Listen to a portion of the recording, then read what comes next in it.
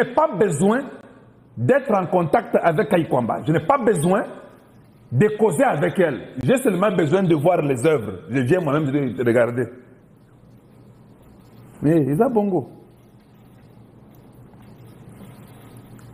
C'est important et c'est ce que nous voulons pour notre nation. J'avais une autre petite vidéo que je vais vous montrer encore rapidement. Je crois que ça va aussi vous enchanter pour que vous puissiez toujours savoir ce qui se passe. Ça, c'est toujours ici, aux États-Unis.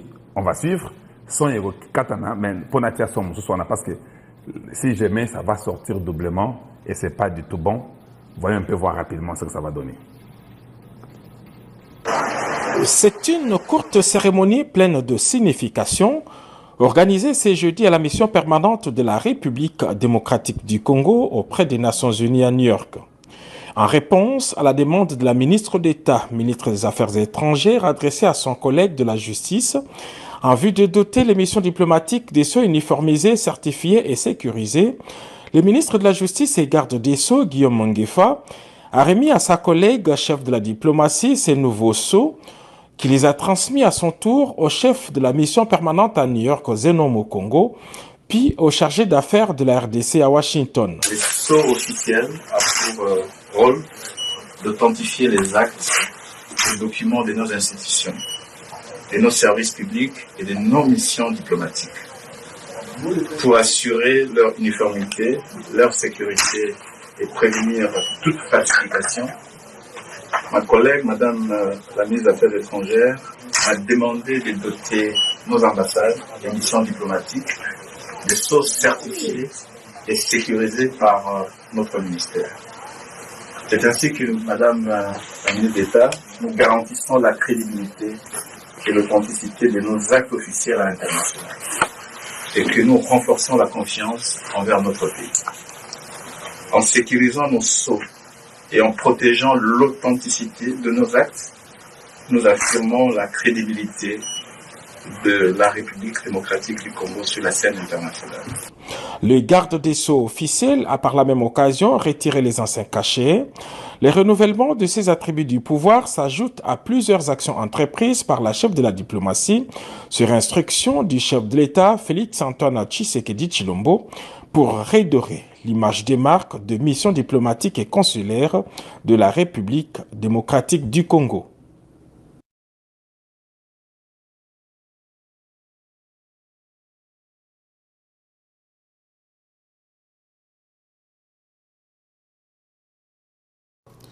Je pense que vous êtes tous témoins. Je n'ai pas besoin de beaucoup de paroles. Faites un travail. Nous viendrons, nous montrerons. Le ministre de la Justice, je lui ai aussi dit bonjour, mais il ne me connaît pas, il ne connaît pas Kalonji TV. Je seulement dit c'est bon, je l'observe seulement. Qu'il fasse le bon travail, nous viendrons parler de lui. Si nous trouvons que le travail n'est pas bon, nous viendrons aussi dire aux gens que le travail n'est pas bon. Oui, oui. On n'a pas besoin d'être connu, ce n'est pas important. Ce qui est important, c'est que le Congo soit connu plus que nous tous. Pour votre information. Il y a toujours eu un retard. Vous avez les passeports, non? Moi-même, dans la Sagabino, passeport, c'est moi qui vous ai montré les passeports. En Belgique, partout, dans les États-Unis, les passeports sont là. Je n'ai pas eu seulement le temps de passer à notre ambassade parce qu'il y a une représentation du Congo ici à New York. Mais peut-être, si je suis à Washington, je ne sais pas quand je serai à Washington, je vais faire un effort de passer à notre ambassade. Pour votre information, le passeport congolais, c'est le passeport le plus sécurisé d'Afrique. Vous savez ça? Non, tu n'as pas une question. Kaka Maloba, vous parlez beaucoup. Aimez le Congo. Faites que le Congo puisse gagner. Les jours que les Congolais comprendront, critique Nandaku, Beta Masona Nandaku. Mais quand tu sors là, c'est le Congo ou rien. Je suis d'accord avec vous. Mais ne sois pas stupide, même à l'extérieur, où tu racontes n'importe quoi, des choses qui n'ont pas de sens. Le passeport congolais, c'est le passeport qui est le plus sécurisé d'Afrique. Allez-y vérifier. Tout ça, ça me donnera aussi du poids même devant les Américains. TikTok, les gens ont dit que les gens ont dit que mon boulot, ils ont surtout, les autres, ils ont comprendre. Oui, je n'ai pas Bon, les trucs là qui tiennent, j'en ai ici. Mais Ezaki Moulaï m'a cassé on a tiré pour l'écolo comme moi ici, c'est pas possible. Donc, c'est pourquoi on a sali en bon côté. Mais au moins, on a non, bino TikTok. Et mon téléphone ne tient pas comme je veux qu'il puisse tenir. Je ne sais pas ce que je vais faire pour vous. Voilà. Mais on va essayer seulement de se débrouiller. Peut-être ça va marcher. Ça ne marche pas, c'est ça la vie. Lobby, ça a marché chez vous, ça n'a pas marché chez eux. Aujourd'hui, ça peut aussi ne pas marcher chez vous. Mais je voulais seulement vous dire que le passeport congolais, c'est le passeport le plus sécurisé d'Afrique. Oh, ce qui est même grave. Il est sécurisé plus que les passeports belges. Vous voyez pas quitter, hein? On va commencer à l'imprimer au Congo. Et ça, oui, affaires étrangères, et tout ça là. Voilà. Je n'ai pas besoin d'être en contact avec eux. Je n'ai pas besoin que toi tu me dises qu'est-ce qu'ils font comme bien ou qu'est-ce qui est mauvais. Je n'ai pas besoin que toi tu me dises que non, Kaïkwamba, je n'ai pas besoin de ça. Je ne mesure pas les gens sur ce qu'ils sont, je mesure les Congolais sur ce qu'ils font. Si nous arrivons à ce niveau-là, tout va bien. Ne mesure pas Tshisekedi parce que ça Moulouba. Ne mesure pas Tshisekedi pour qu'on aille na Matongé, na Belgique, na Bruxelles, ou bien à Liège, ou na Essika, je ne sais pas où en Belgique. Mesure-le sur les résultats de là où il a trouvé le Congo et de là où il amène le Congo. On fera les débats. Hein? Voilà. Donc, je reviens encore pour vous dire que la Kaïkwamba que j'avais présentée là, elle est toujours excellente, elle continue toujours. Certainement, quand il y aura encore problème de deals qui vont commencer les semaines qui viennent, vous la verrez, sera toujours au front. Elle est intelligente, et c'est quoi dire, et elle le fait bien, et j'apprécie cela. Nous avons un ministre de la Justice que je vais observer. Son nom c'est Guillaume, vous connaissez. On va voir comment il va aussi faire. Nous avons vu ce que Moutamba fait. Nous verrons ce que lui aussi fera. Je sais qu'on a passé par baptiser qui est quelque chose. Il a dit que non, Jacques Ndal ne va pas sortir, pas de conditions. Les jours prochains, tous ces caïmans qui sont dans la magistrature lui ont dit que Azong Andako, faut éviter. Ces caïmans-là, ils avaient eu l'argent ou pas l'argent? Donc, voilà les choses importantes qui font que je vienne et que je puisse toujours parler. Pourquoi je montre tout ça? Je montre tout ça parce que je voulais seulement vous faire comprendre que cette fois-ci, à New York, c'était très positif. Les gens peuvent dire, raconter, monter, descendre, ce n'est pas important, c'était très positif. Il y avait aussi quelques distraits. Oui, comme aux Nations Unies, les présidents qui seraient en train de parler et sont au téléphone, les selfies. Vous avez tout ça, je sais. Je n'ai pas besoin de mettre ça pour vous. Comme vous avez déjà ça, c'est bon. Mais je sais que c'est ça le problème. C'est question de culture. Tout est bagaté.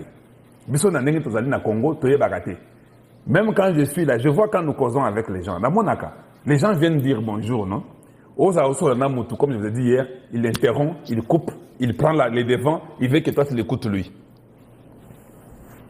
Le président Tshisekedi a dit bonjour à tous les Congolais, là où nous étions là-bas à l'hôtel. Il est venu, il a dit bonjour à tout le monde. Mais c'est seulement quand vous regardez les gens que vous comprenez. Yo, président, c'est Apesi Mbote. Apesi Mbote Moutali Bosso. A tout niveau, mituna na ye, question et tout ça, il continue. A commis et pas Moutami Balé. Yo Mouto ya di Bosso wana, au bandon de Nastima. Tu vois, ça c'est la culture. Tu n'as pas besoin de les suivre derrière. Reste là où il t'avait dit bonjour là. Vandara wana. Pas toi qui voulais oser la Moutali Bosso. Vandara wana.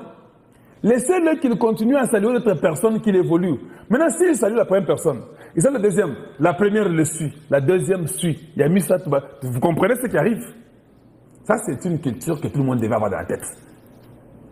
Comme tu as des soucis de les voir là, les numéros 1 du Congo, sache que nous avons aussi les mêmes soucis que toi de les voir aussi. Tu n'es pas plus que nous. Vandara et Seko Zwakiwana. Et le président est parti. Yo, Tikalim Toliboso Ngamonaye, parce que tu voulais être devant. Il est parti s'asseoir maintenant au fond. Ceux qui étaient au fond, tu étais content d'être maintenant avec lui, mais le gars qui était au fond. Voilà pourquoi dans la vie, ce sont des petites choses qui vous enseignent. Reste seulement là où tu es. Il viendra. C'est la façon d'être. Quand vous êtes parmi les gens, évitez de vous coincer. Ce n'est pas toujours propre. Oui, c'est pas toujours propre. Soyez à l'aise. Sois là où tu es. Quand tu parles, laisse à l'autre aussi de parler. Tu n'es pas le seul. Il y a des choses là. Ça sont des choses que Kalonji TV préfère dire et pas abattre. Et ça a une importance capitale, importance makasi. J'espère que vous avez compris. Il y a un truc de Dani Banza, na TikTok, qui circule là chez nous au Congo. Oh, Dani Banza, ko panza, ba secret na bambongo qui secret à zo bomba soki na ba offshore. Ok. Un truc qui sort, Dani Banza ne dit pas un mot. C'est hier que quand je l'ai challengé ndaye ko no bango lobby. Je dis Dani Banza. Problème est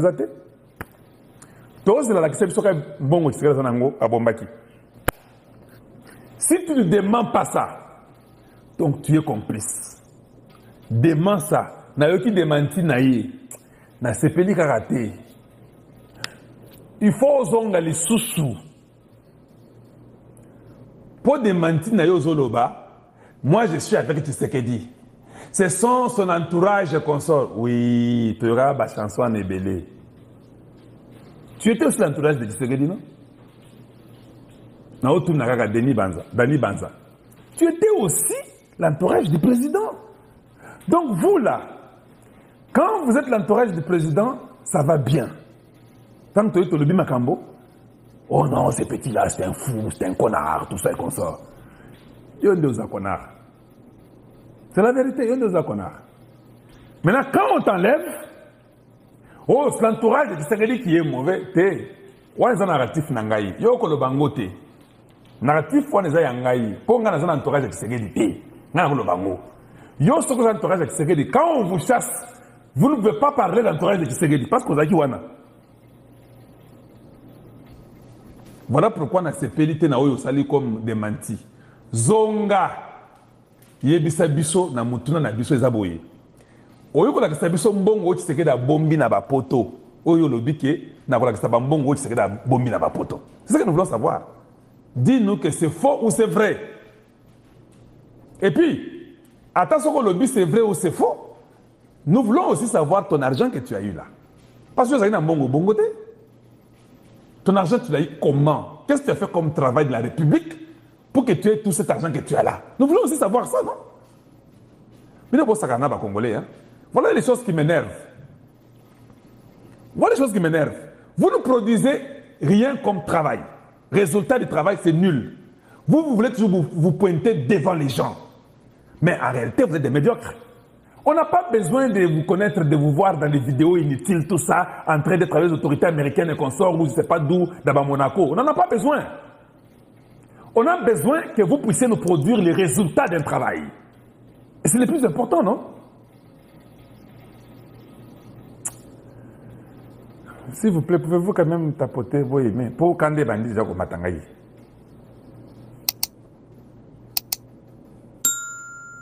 Donc, soyez sérieux et apprenez à être responsable de vos actions. Il ne faut pas que le Garababouk émissaire. Parce que quand Tshisekedi vous nomme, vous met en responsabilité, vous devez produire. Vous ne produisez pas, on vous chasse, allez-y vous reposer. Calmez-vous. Si Tshisekedi a besoin de vous, il va toujours vous reprendre. N'est-ce pas Ebisabino?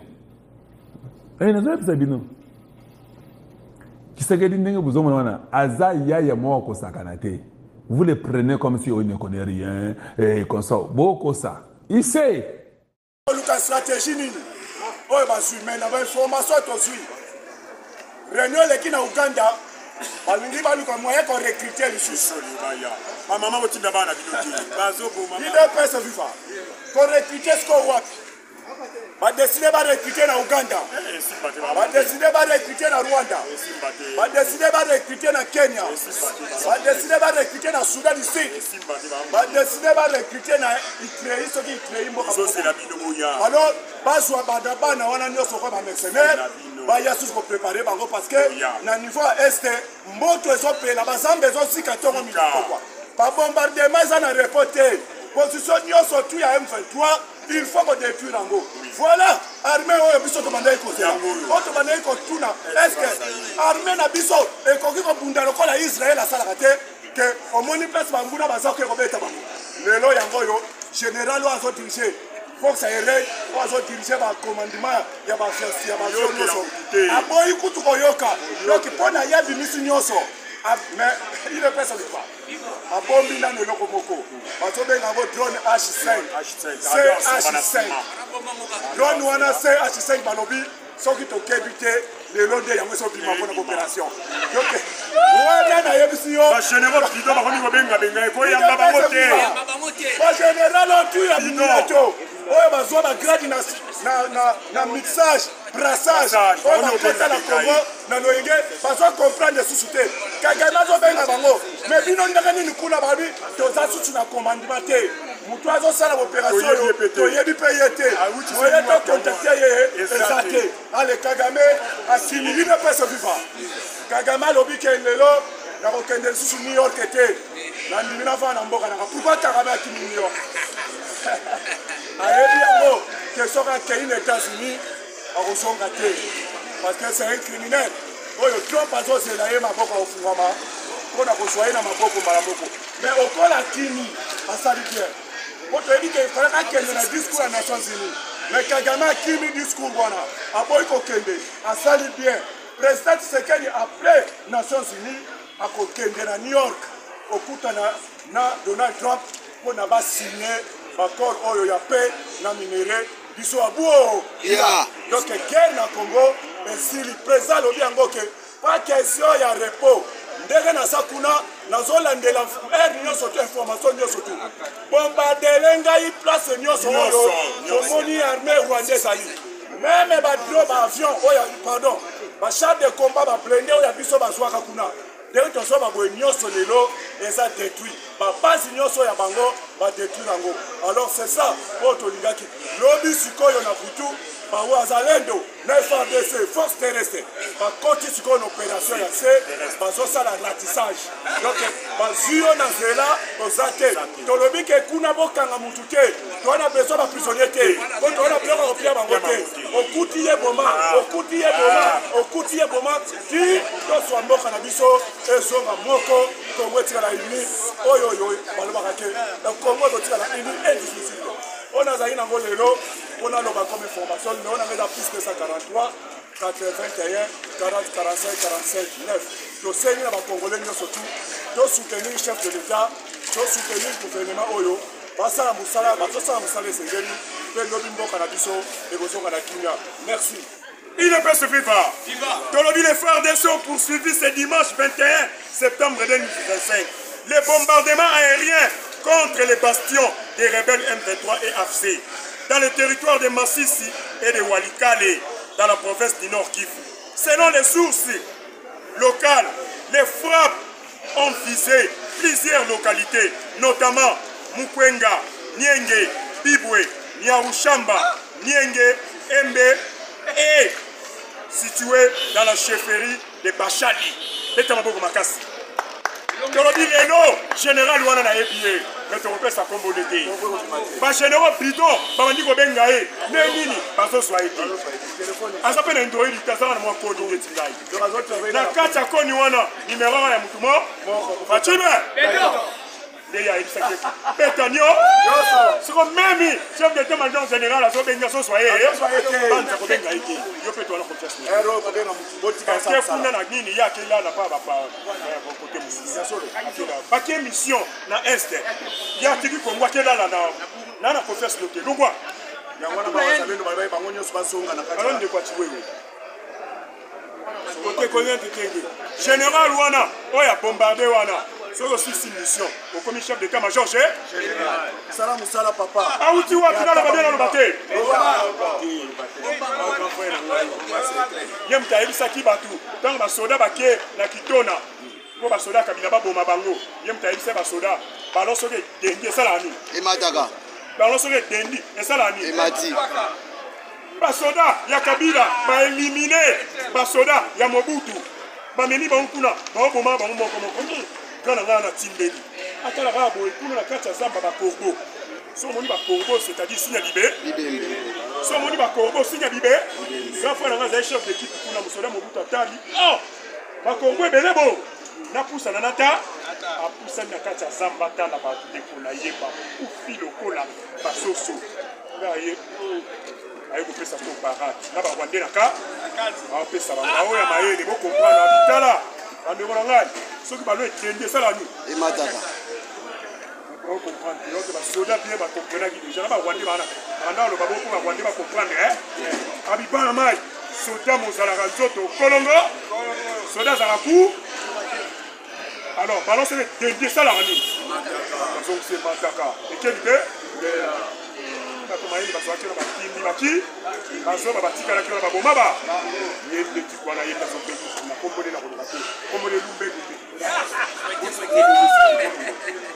apesi bango balobi boye tono président uti oloba nini wana babi bango M23 bokima babetango leo na 12 heures napesi bino matière ba M23 balobi ebundaka 18 jours ezobundaka bokima bazolamka soute comme chef d'équipe totelema chef d'équipe mukongo pasi tote yali okufa sikoyo kosila yali o bawabeta lelo kongo pa 18 jours à bomba beta mabo makasi 18 jours babe kosala siko wana soyokela mokute bagénéraux bidon oyo ya mixage na brassage bazobenga azoyamba bakonzi apesi ye bacontener ya bacontener ya babombe kuna mpe réseau eza donc obenge ndenge ni alobi large kokota contact na généraux moko meme na banza abenga yo ya surveille kicha grâce mesala bawawawa mwasaka esomba biloko na supermarché marché gérofa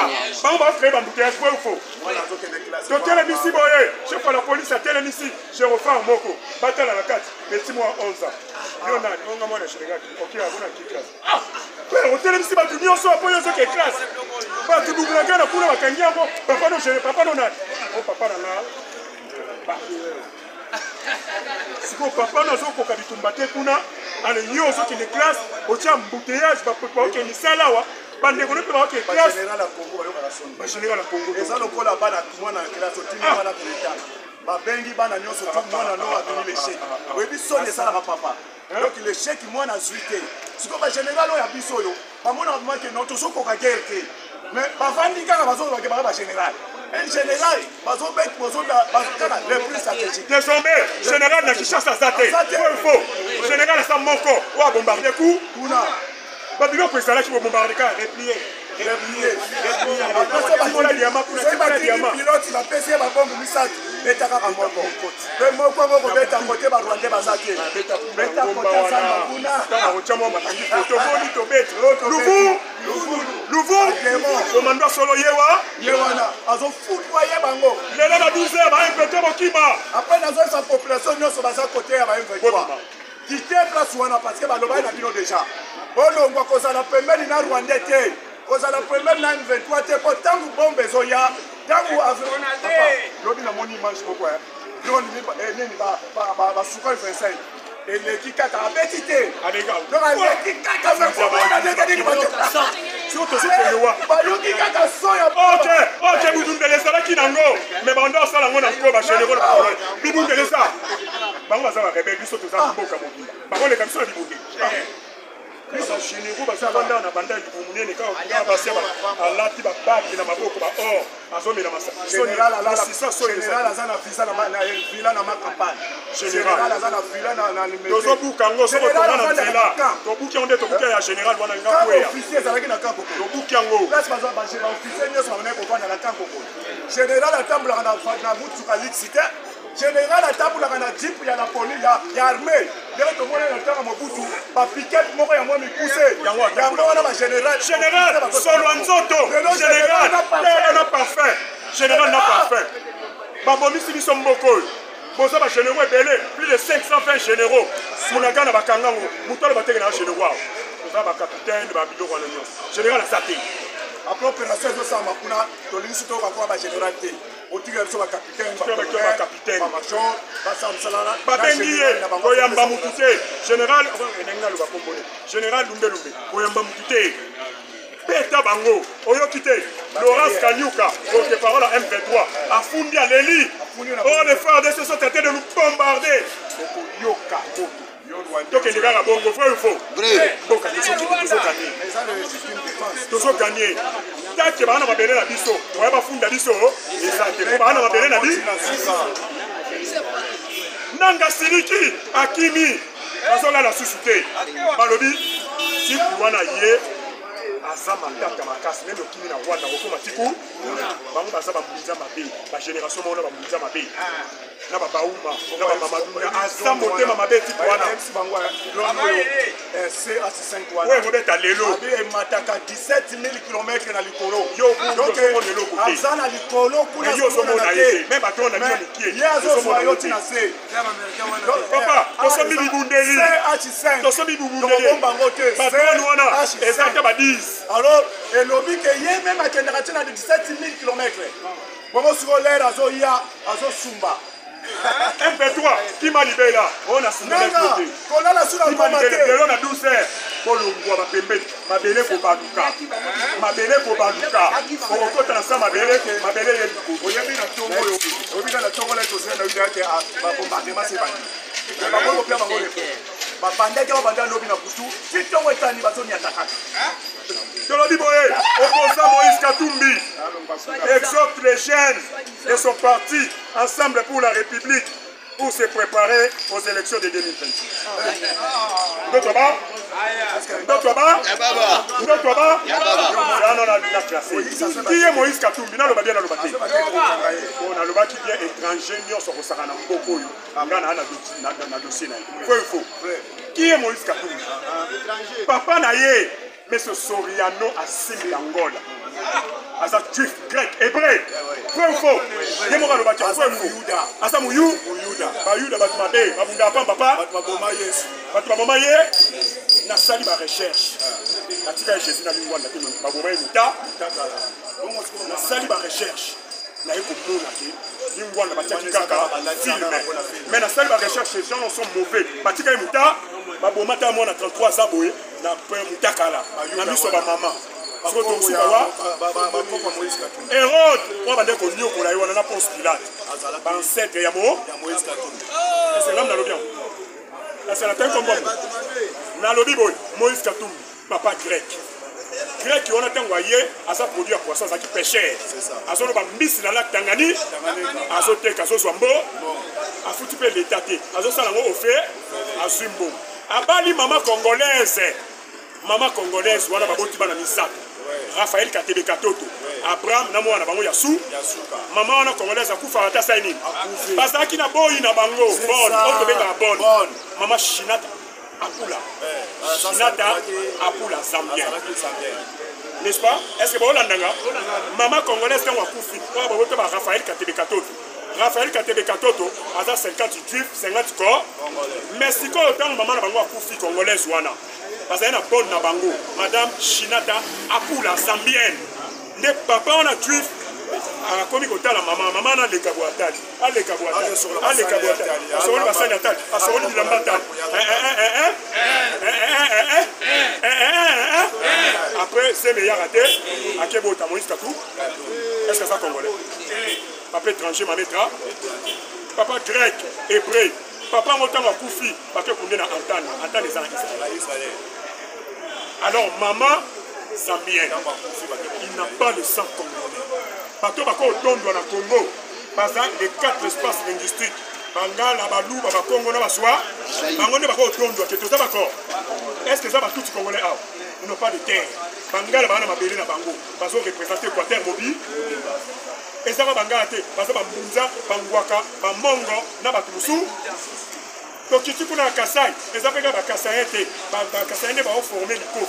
Parce que va Chilele, va Songe, va Bindi, va Nini, va former Kassai. C'est ça pour être. Donc, si tu as Congo central, parce que va Yombete, parce que va Bandibu, va Manianga, va Singombe, va Oyo, va Zombo, va Mboma. C'est ça pour être.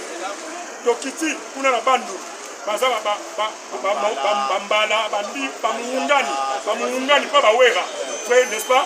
Bamungani, Bambala, Bayanzi, Banani, on est au fond.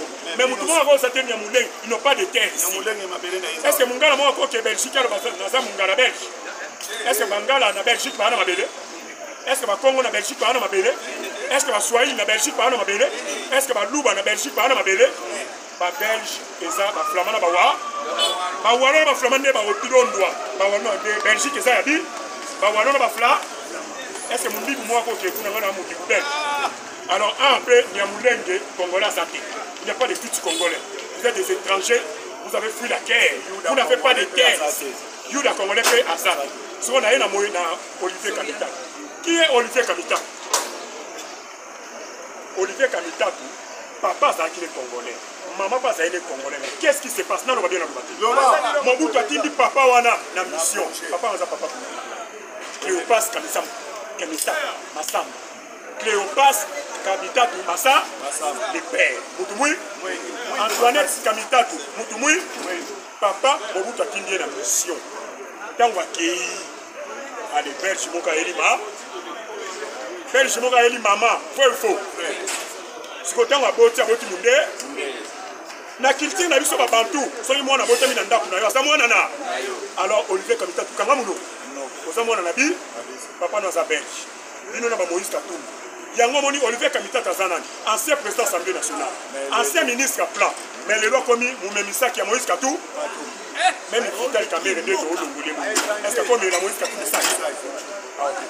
Mais Olivier Kamita a qui même sac, bango na bango papa, Congolais va s'amuser. Congolais va s'amuser. Et puis babo tie ndengeni, papa quelle mission au bout de pindi. Allez, maman awa tikali ko soase. Ce babo ta mutu mwindo, mais makambo ane le kaka bongo. Et quand babo ti mundele, c'est-à-dire Belge le kakiwa, Olivier Kamita. Kanga muno. Moïse Katumbi, kanga muno. Bana na babenga bango bana maka. Bana na babenga bango bana maka. Ouais, on fonde pas firmer fond. Olivier Kamita na Moïse Katumbi. Bana maka. Bana wana, ko pesa on confiance cité. Quand on a confiance biso na biso. À retrahir, même ailleurs, il y a un moment où il y a un restitution. Papa c'est régalien. Bana wana ba saté. Tchaye bourgmestre. Ouais, il faut. Tchaye bourgmestre. Mais ministre, et ça va être. Papa c'est régalien Zani, président de la République. Premier ministre, ministre de la Défense, ministre intérieur, inspecteur général de la police, chef d'état-major général, directeur à ANER, ministre à budget, ministre à finance, directeur à banque, n'est-ce pas? Directeur à ANER, tous ces régaliens. Pourquoi Simbango, Yango Monitor Kabila Zalaki, a tué le président de l'Assemblée nationale, Olivier Kamita, l'Union sur la Congo, qui est roi, parce que c'est la justice. Au moment où on Rwanda a contrôlé sous Bissoti, à Kominaka, alors vous avez belé à Rolanda Bisso pour information bien vous soit pour ça, abonnez la chaîne de vidéo chaque matin pour vous voir ni les autres cas. L'objet royal a histoire pour un chef d'état-major général. Alors bi armée to le belangote, mais to le belango. Parti de mon mission, il pour aller dans le Congo, à quel la papa, à tout na solo la kini, na putu na solo la kini, banza keba. C'est un problème sérieux. Il faut aller dans la OK mais nini comme ça Congo yango omoni batongo Congo yango yo bafundi ye alala na bandeko na été awa basoda na histoire akela na pa papa voyez ana c'est dans mon dessin voyez peut sur les reprises là kanganga ito beta bino yepé sur les reprises très on l'a dit tu wewe yepé sur les reprises stratégiques yo moko mukonza basoda yo so ko lo ba yo moko mukonza sali reprises stratégiques dans la plupart muto ba recruter pour na mandat tout ce qui va y recruter pour la dossier voilà plus de 143 81 059 75 03 plus de 143 81 059 75 03 boya samedi tu reçois l'émission na béton na sima na biso de tolo baboy béton na bé dans 5 à 10 ans en mboka oyo banzela nyo so ekoma bé kodia to kala mo sima e bazai babongisa kodia parce que ministre Fatiti a osala mosala Daniel Bumba maire